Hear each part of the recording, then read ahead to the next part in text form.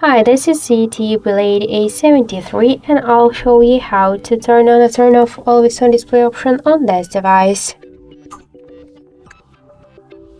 First open the settings and let's just check if we got here the AOD option just installed by default. Always on. Full shocker dialog always. Unfortunately, we have no installed by default the AOD option. That's why we should get the application from the Play Store. So open Play Store and in the search pool enter the Muviz Edge.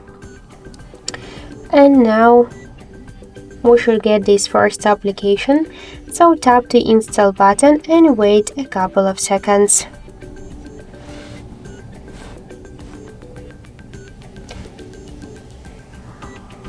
After that, tap to open the app, click to draw over apps. And now tap to Muviz Edge here, click to allow other apps switcher and go back to the application. Switch here Edge Lights to AOD and select one from the options, one from the available tabs, tap to apply, wait a second. And now we could see that we just successfully enabled the always on display option. So that's it. Thank you guys for watching, and if you like this video, leave thumbs up and subscribe our channel.